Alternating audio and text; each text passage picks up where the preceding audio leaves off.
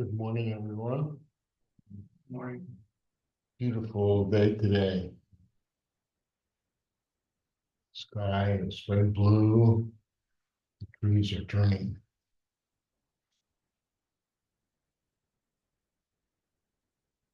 Missouri has beautiful trees, particularly here in the Missouri River Valley, very close to the longest river in America.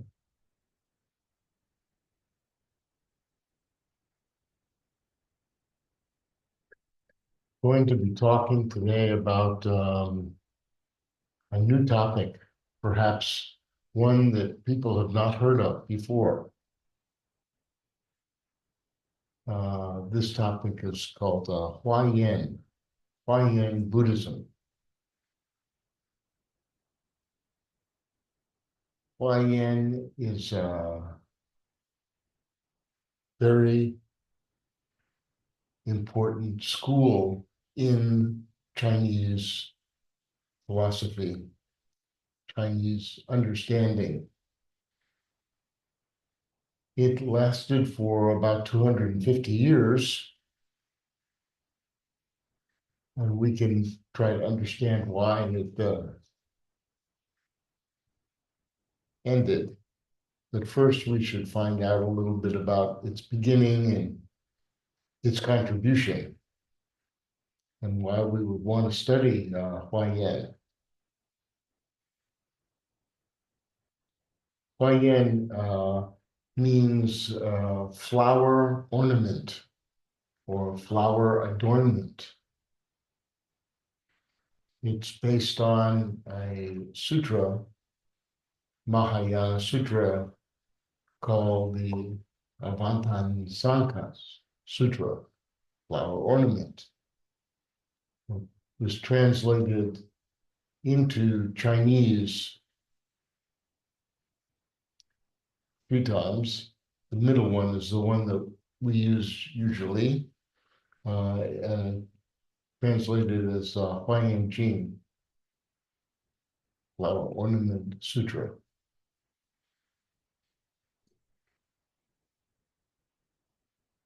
Most of the schools in Chinese Buddhism consider this particular sutra to be very, very important.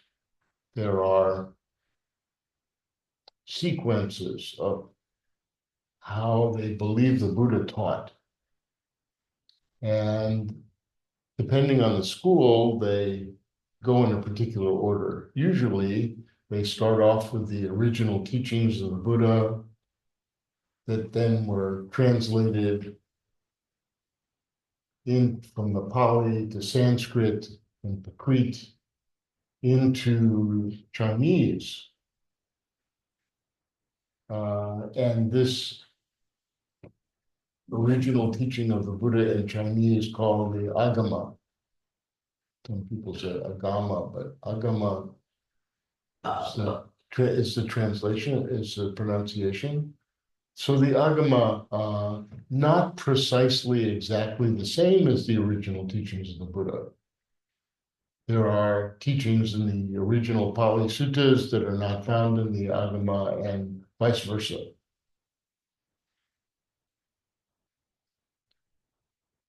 Then there are additional texts that are considered to be very important, including the Prajnaparamita Sutras, of which the Heart Sutra is one. We chant the Heart Sutra here frequently. The Diamond Sutra, also a Prajnaparamita Sutra. Then the Lotus Sutra is another very important sutra. Depending on the school, they emphasize these in a particular order, and the Avantasankha Sutra is also primary in all of these different schools.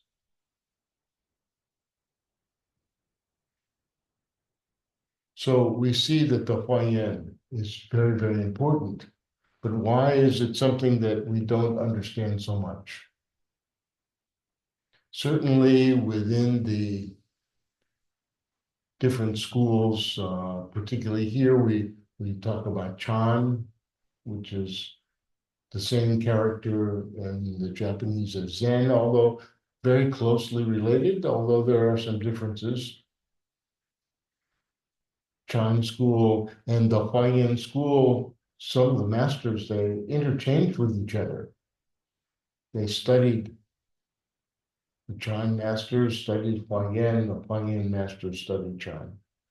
So there's a strong interconnection. And this is the same with anti-Buddhism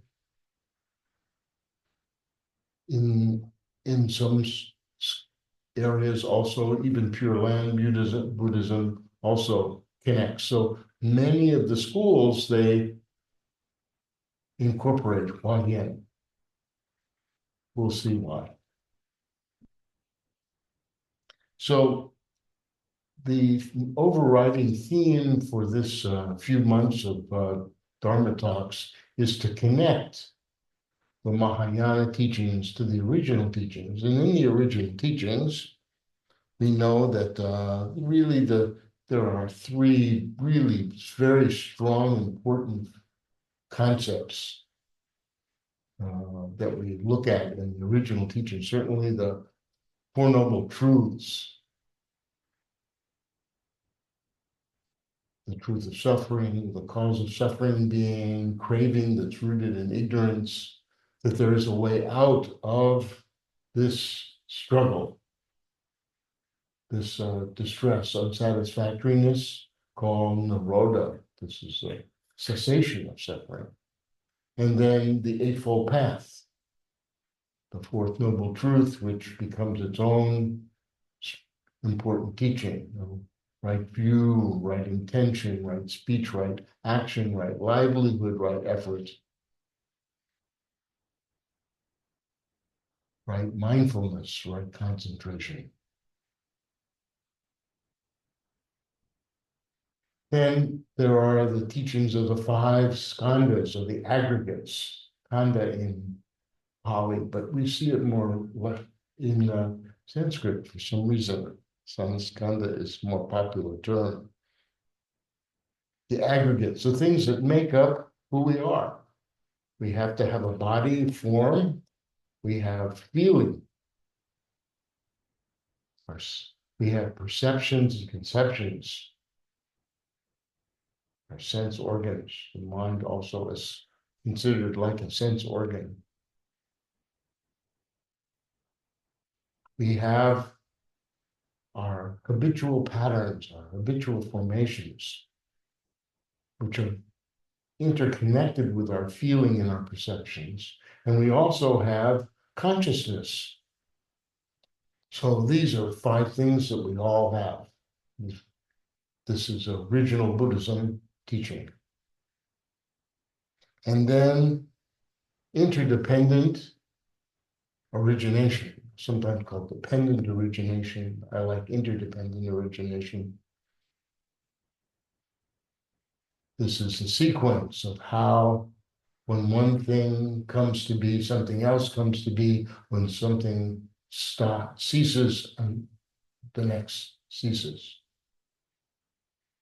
So when we look at HuáYán, we can say that HuáYán expanded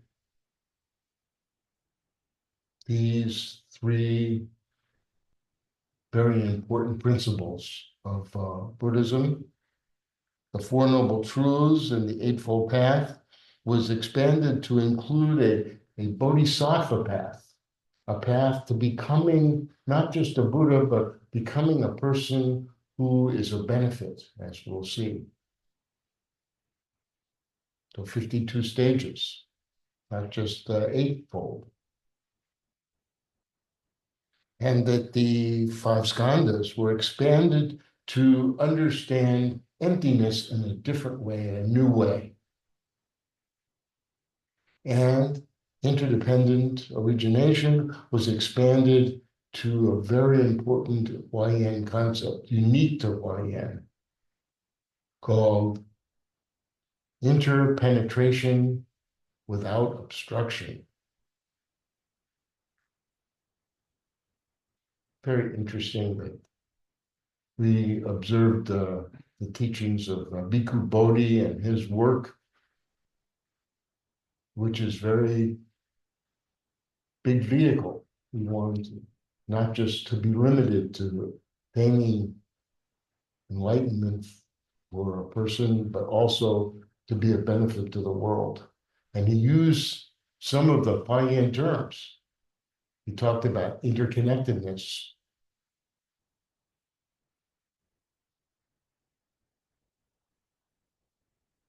So when we look at, I'm going to just have to limit myself here. This is the beginning of several talks, hopefully, that I'll be able to give on HuáYán Buddhism. So just to talk a little bit about interdependent origination, this is a sequence. It begins with ignorance, volitional formations, consciousness, and form, etc., all the way up to craving and clinging, to birth, old age, death. All of these in a sequence, we can see how the mind works. Less well known, but also very important, is what's called the transcendental order. Won't be able to get into that so much, but it begins with faith and it ends, or trust, and it ends with liberation. If you look at the flag of India, I didn't bring a picture of the flag of India. It's a picture with a wheel or a circle with 24 spokes. Why 24? Because 12 of the original sequence and 12 of the transcendental sequence. This was actually the symbol that was used by King Ashoka, the great king who instituted Buddhism in India.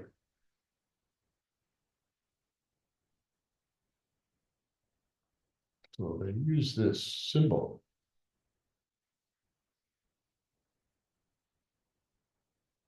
So HuáYán Buddhism has this principle called interpenetration without obstruction.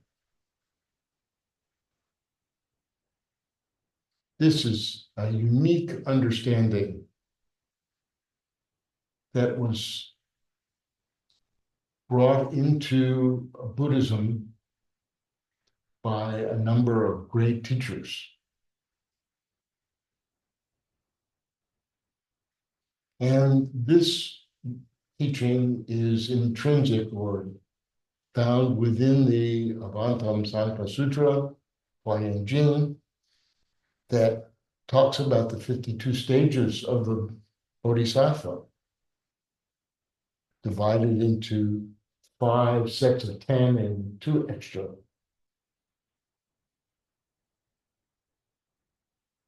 The first stage, the 10 stages, sometimes translated, usually translated as the 10 faiths, but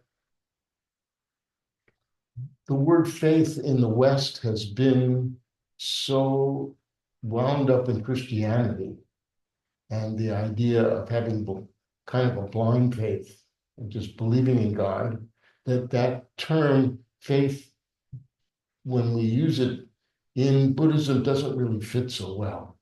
So I use the word trust, which is also one of the definitions of the character.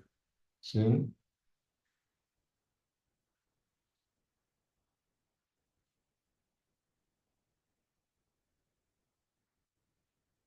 So the Bodhisattva goes through these stages, is someone who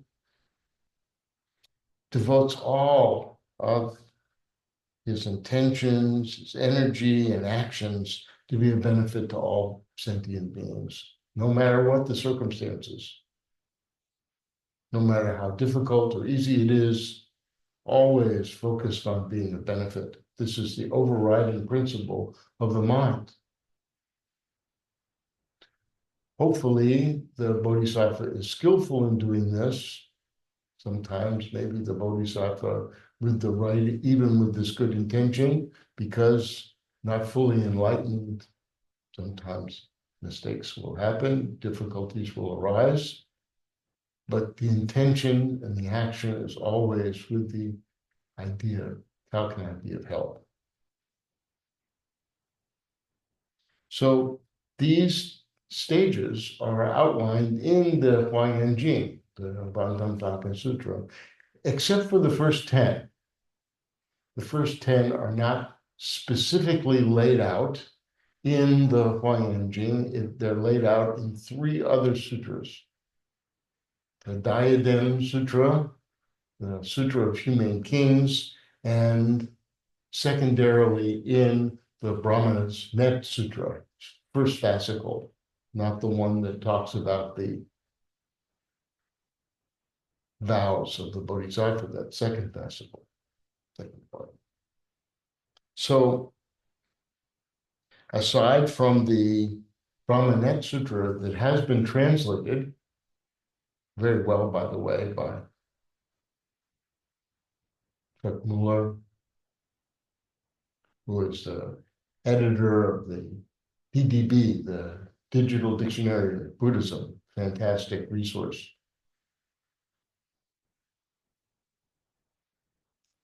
Other than that, the Diadem Sutra and the Sutra for Humane Kings, not translated. There are some sections that are translated, but I have some questions about some of their translations, but that's okay. Making a good attempt. And then the other stages are found in the HuáYán, the Flower Ornament Sutra, in different chapters. Now, this particular text was, as I said, translated 3 times into Chinese. The middle one is the one that we use. And that particular one has been translated into English by 3 different teachers. The first one, Thomas Cleary, he translated almost all of it, but not quite everything, but close. And it's like 900 pages. Okay. And this Flower Ornament Sutra is very flowery. There's a lot there.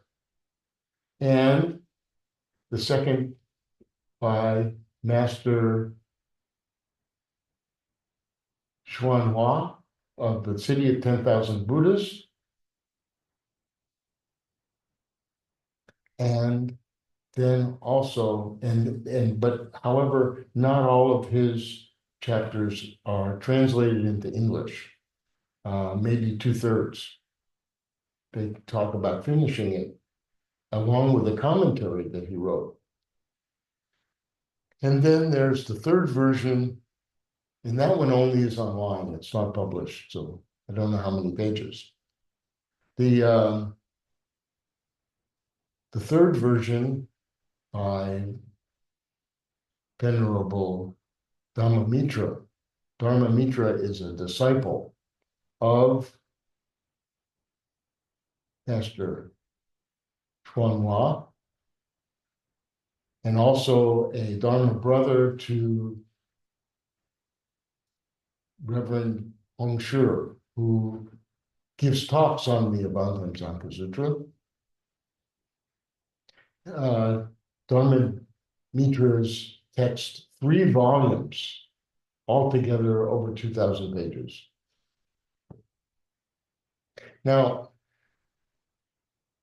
the part that of greatest interest to me is the part that has to do with how do you become a bodhisattva, or how do you develop as a bodhisattva? How do you become a better bodhisattva? What do you do under these different circumstances to learn the bodhisattva path?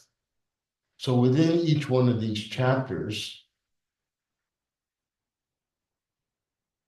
the chapters can be anywhere from 40 to 200 pages. Mostly that information is found within 2 to 4 pages. You just have to be able to find it. Well, I should say that the first 10 stages of faith or trust is also found in this text, again, kind of hidden in chapter 12. Again, you have to be able to find it, but it doesn't lay out 10 stages. It just talks about trust, faith in great detail.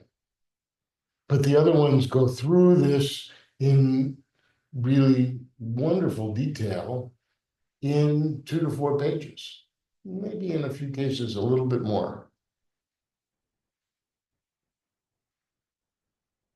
The exception would be the last set of 10, who takes more pages. So maybe out of the 2,000 pages, you can get the real gist of how to practice being a bodhisattva in 50 pages, we'll say.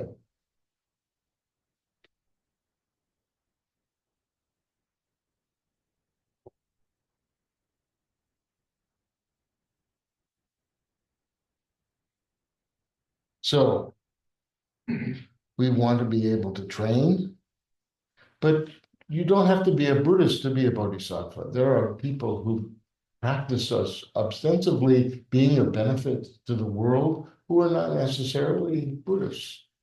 Some religious figures, maybe some not so much. They may not formally call themselves bodhisattva or take the bodhisattva vows, but they have that quality within them of being compassionate, loving and kind, wanting to develop the skills to be of benefit.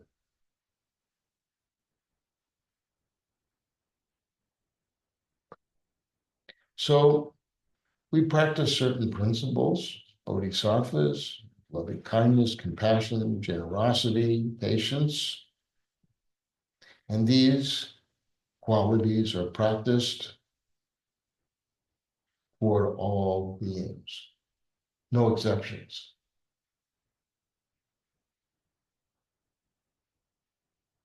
So this is the master,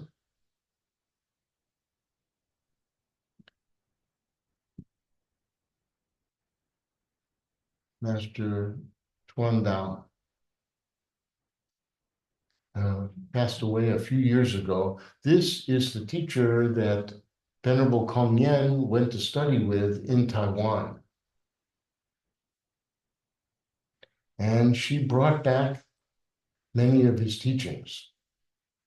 When she went, she took her ordination here, and then she went to Taiwan for, what, 3 years? Maybe 4 years?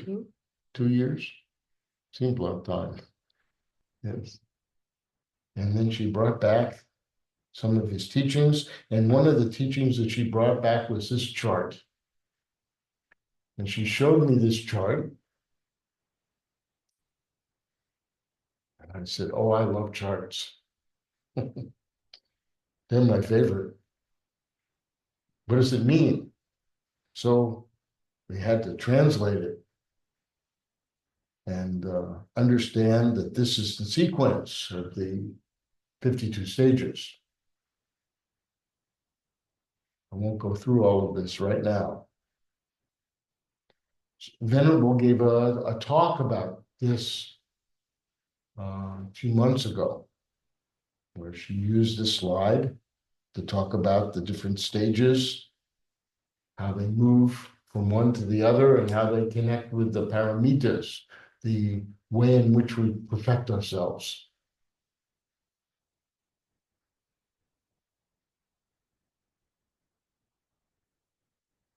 So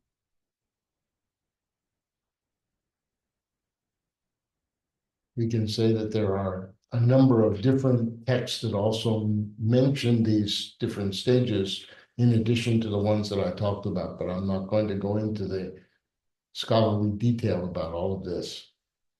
But I do want to talk about what are called the preliminary practice domains that HuáYán talks about. The first is the four immeasurables. The second is the 6 and the 10 paramita, the way in which we perfect ourselves. The third is the seed proclivities. And the fourth is connected to the immeasurables of the bodhicitta, the practice of great compassion. So for those who have been here before and have heard us talk about the four immeasurables, this was actually mentioned yesterday in the video by the monastic who was from Uganda. He talked about the apamanas, sometimes called brahmaviharas, the cultivation of loving kindness, compassion, altruistic joy, which is wanting to see the good qualities in others and help them develop those, and equanimity, being able to remain balanced. This is very important for the bodhisattva as a preliminary practice. And also the paramitas. This is to develop generosity in the heart, having a good solid morality, being able to have patience even in the face of difficulties, being diligent, having strong, good energy, being able to focus on attention, being able to have wisdom. And then those that were developed later by Mahayana, in addition to this, Nagarjuna's contribution of adding skillful means, vows, the development of spiritual powers, and knowledge. So these are qualities that the bodhisattva develops. And this helps the bodhisattva enter into the 10 stages of trust, faith. I have them listed here, I won't go through all of them.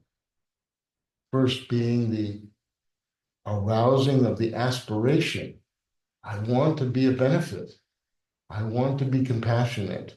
I want to do this the best that I can. I want to learn the skills of being able to do that for myself and for others. That aspiration has to be very strong.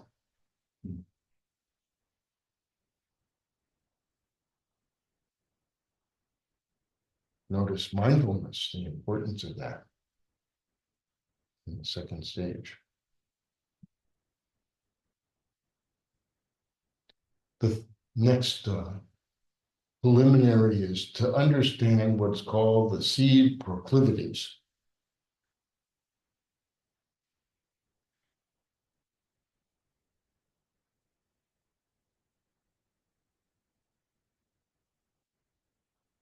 So the seed proclivities are these qualities that we have within us, innate. We have the innate goodness within us, wholesome seeds. We have, unfortunately, troublesome seeds, seeds that cause difficulty, unwholesome seeds. They're also there too. And then there are many seeds that we have that are indeterminate. Some get in the way of our spiritual development and some don't. So each person, when they come into this world from this point of view, they have these different seeds. Some people come in with more difficult seeds than others. Some people have opportunities that other people don't have. This is just the nature. But everyone from the position of HuáYán and many of the other Mahayana schools, that's another topic, how that comes about. all of them pretty much develop the idea that everyone has the Buddha nature seed. The Buddha nature seed, we can say, is the seed we want to progress spiritually. We want to become better people. We want to be able to help others. We don't want to stay selfish. We want to develop the ability to care for others. And this, we can call it whatever you want. From the Buddhist point of view, you can call it the Buddha nature. But people who are not Buddhists, they also have that seed.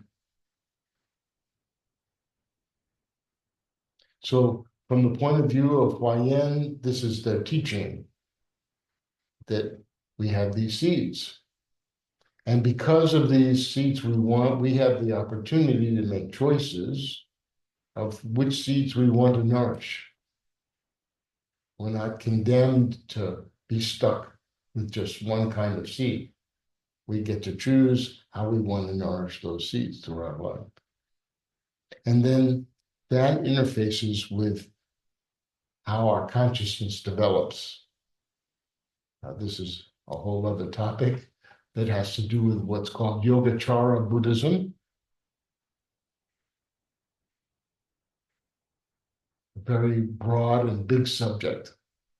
But in Yogacara Buddhism, they talk about 8 levels of consciousness. The first 5 are our senses. The 6th one is our mind sense, how the mind begins to take in information and knows what it's looking at, what it's hearing, what it's smelling, what it's tasting, what it's touching. It has this awareness of those things, and it also has the ability to have imagination and creativity, etc. So this 6th consciousness of the mind is very important. It's involved in what we call discriminative thinking. It knows one thing from another. We have in the 7th consciousness, which creates a self called the discursive consciousness, manas. And this kind of consciousness has a potential to help us transcend this self-orientation, but it's very likely that at first it gets us trapped. Depending on the seed proclivities, we go in the direction of becoming more and more selfish, or we become more and more selfless. And then the 8th consciousness, which is the consciousness of the storehouse, that's where the seeds are found. And this is the Yogacara view of consciousness. So all of these different qualities, we can develop bodhicitta. This is one of the great qualities of the Buddha nature seed. This is all discussed by 5 great lineage masters. I don't like the word patriarch very much, particularly in this day and age. And some of the greatest teachers are female. We have to just not make it so gender oriented. So I like lineage masters. Sometimes they call them ancestors, but sometimes the lineage master is among us. So the first great, so people are not so familiar with any of these, maybe number 3. But Master Dushan, Xian, HuáYán, these pretty well known. Changwan and Zongmi. These are the 5 lineage masters. Being Chinese, if you're not familiar with Chinese, very hard to hold on to the names. It's not like they're Washington, Lincoln, and Roosevelt. Those names are easier to remember. But here, these names are not so easy for people who are not Chinese. But that's their names.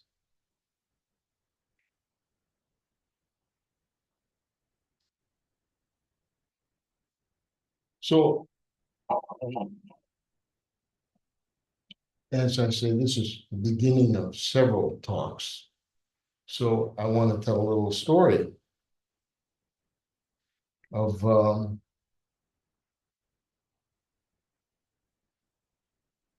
how HuáYán interacted with society during its heyday. So HuáYán Monastery was located on a mountain, Gyeongnan Mountain.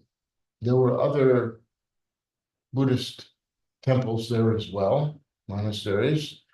This was only about 50, 60 miles away from the capital of the Tang Dynasty, what they call the Western capital, Chang'an. Chang'an is modern day Xi'an, where the terracotta warriors are. Also the place where the great translator Xuanzang did his translations. So a great center of Buddhism was located in this particular concentrated area during the Tang Dynasty. But there were other areas of China that also had great Buddhist teachers, like the Chan School, the Southern Chan School, located in southern China in the mountains, far away from politics. The HuáYán School was favored by many of the emperors. For example, we know one Chinese emperor was an empress, Empress Wu. Just at the very end of the 7th century, beginning of the 8th century, for just a few years, she favored Huáyán.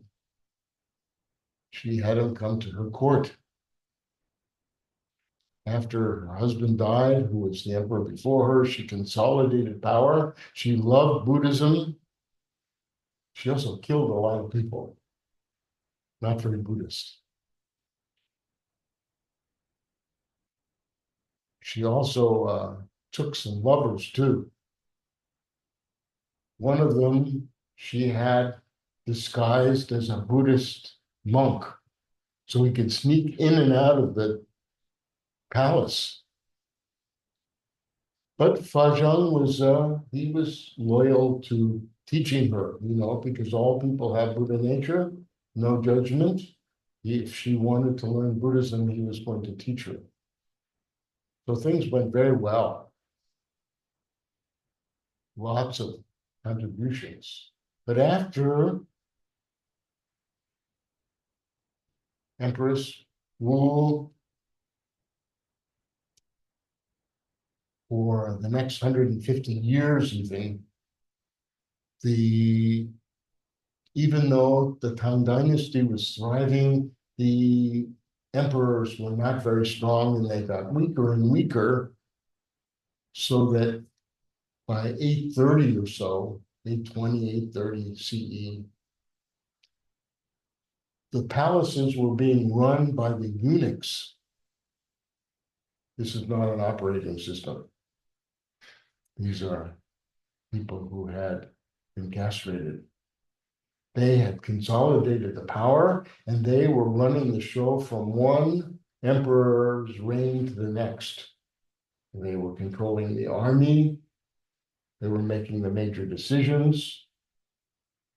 So when a particular emperor, his name was Wenzong, Wenzong, when he came into power, he thought, okay, I'm going to consolidate things. I'm going to take over the reins here. I'm not going to let the eunuchs run the show.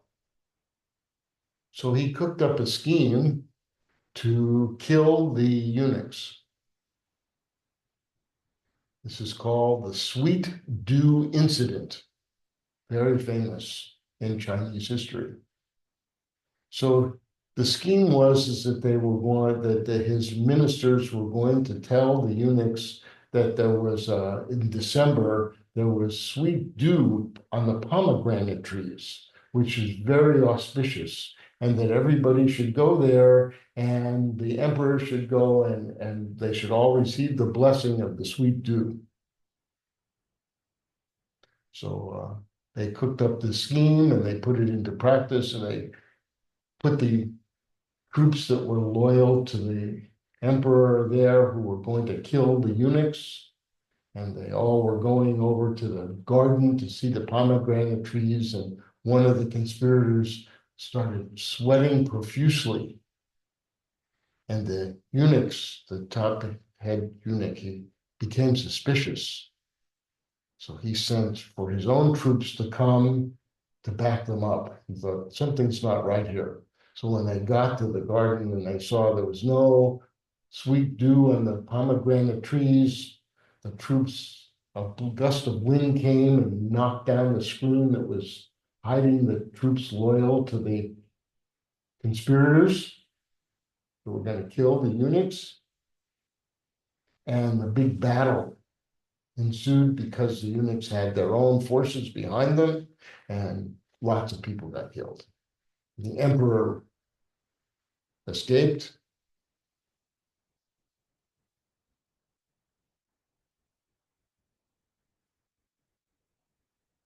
So when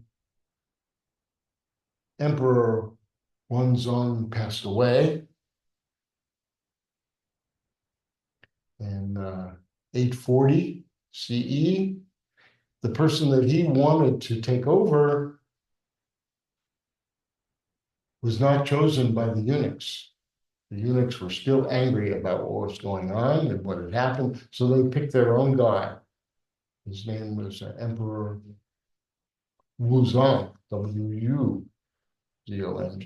And when Emperor Wuzong took over, he was under the influence of a renegade Taoist alchemist.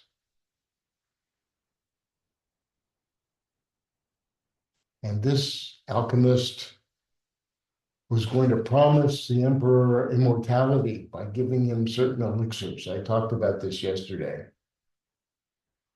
at the retreat. But Emperor Wuzong was also influenced to get rid of all foreign influences in China. That included the Buddhists. So he destroyed the Buddhist temples, killed some of the Buddhist teachers, had them, I think, thousands, tens of thousands had to leave the order. It was terrible. For 4 or 5 years, it was a complete persecution. And all this while, Emperor Wuzong was getting these potions and elixirs from the Taoist alchemist, killed him at age 32. As I said yesterday, who would think that mercury and arsenic would do you harm? But the problem was, going back to the sweet dew incident, this was at a time when the last of the 5 great teachers, Master Zongmi of the HuáYán school, he was still alive, living in the Zhongnan Mountains, and one of the conspirators who escaped Chang'an rode his horse to Zhongnan Monastery to seek asylum. And he was friendly with Master Zhongmi, and Master was going to give him tonsure. He was going to disguise him as a monk, cut off his hair, give him robes. But the other monks there said, oh, I don't think you can do that, because there's a rule in Buddhism that you can't take refuge and become a monastic. You can take refuge, but you can't become a monastic if you're having to run away from legal or financial troubles. And of course, obviously he was, so he wasn't granted asylum there, and he had to ride off on his horse, and he was captured, and they took off his head. Brutal times. So there was no great master during this persecution, because Zongmi, he was very old, he passed away, but before he passed away, they were going to try him for treason. The eunuchs, but he was so peaceful and calm, it scared the eunuchs, so they didn't kill him. Let's go back to the monastery. He died a few months later, old. So there was no leader, and so many of the monks were killed, and that's why HuáYán Buddhism did not survive, and why Chan Buddhism survived, because during this persecution in southern China, they were off in the mountains, far from the city.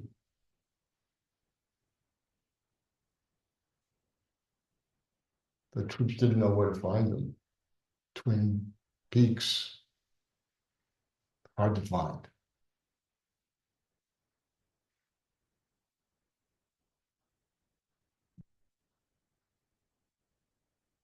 Yellow Plum Monastery, difficult to find. So the Chan school survived, HuáYán did not.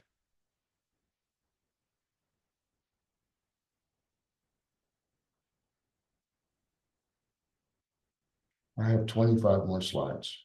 I'm not going to get to them today. I can say that Master, we can say the Emperor Wuzong, he didn't live well because of chemistry. Yes.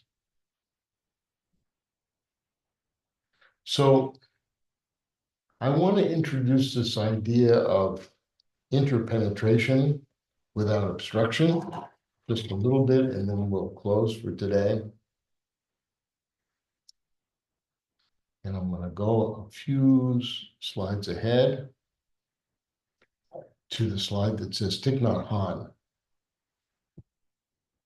connected humanistic Buddhism with HuáYán. I was always amazed by Thich Nhat Hanh's teaching on emptiness. And I wondered, oh, so brilliant, where did he get this teaching on emptiness? And when I started to study HuáYán Buddhism, it made sense. This is from his book on the Heart Sutra, the heart of empty, the heart of understanding. Is the first page. If you are a poet, you will clearly see that there is a cloud floating in this sheet of paper. Without a cloud, there will be no rain. Without rain, the trees cannot grow, and without trees, we cannot make paper. The cloud is essential for the paper to exist. If the cloud is not here, the sheet of paper cannot be here either. So we can say that the cloud and the paper inter-are. Interbeing is a word that is not in the dictionary yet, but if we combine the prefix inter with the word verb to be, we have a new verb, interbe. Without a cloud, we cannot have paper. So we can say that the cloud and the sheet of paper inter-are. Wow. This is the meaning of interpenetration.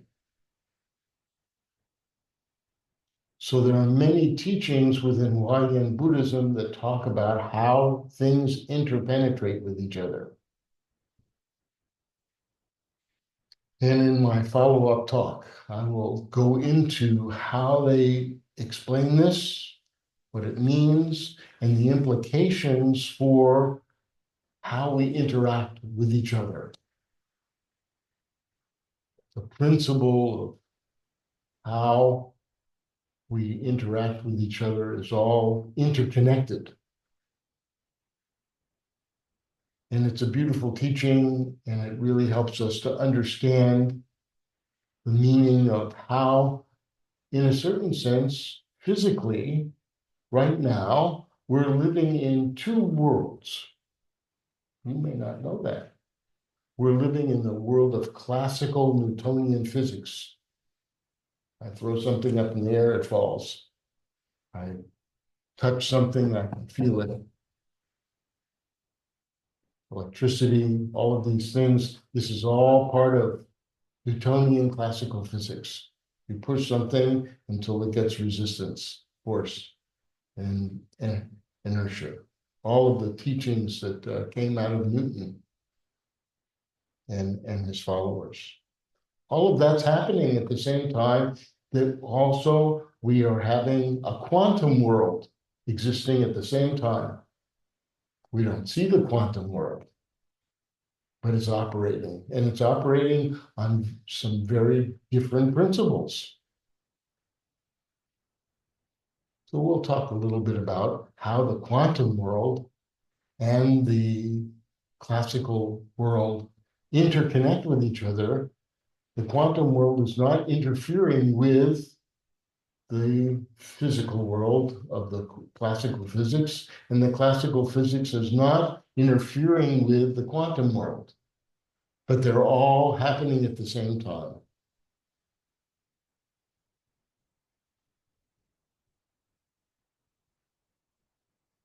I'm going to go to a slide. Near the end, it says non-duality formula. So a good friend who is a quantum physicist and mathematician has been able to quantify how this can happen mathematically. So all of us who have math anxiety, we can see this formula and we can say, oh no, I hope I don't have to learn that. But once you begin to understand it, you see, oh, an electron, you can't know its position and momentum at the same time. Heisenberg uncertainty principle. And you can put that into a formula. So we'll end my talk on that note, just when we were thinking we were getting somewhere. Yes. So I'm working on a book or a series of books on the 52 stages of the Bodhisattva. The first volume is on my computer right now. I am going the last read through of that. Hopefully next week we'll go to the publisher. There's never been a commentary on the 10 stages of trust or faith in English.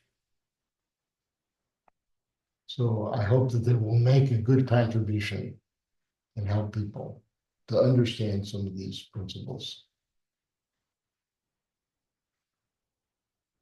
May all beings have happiness and the causes of happiness. May all beings be free from suffering and the causes of suffering. May all beings never be separated from the altruistic joy which is free from suffering.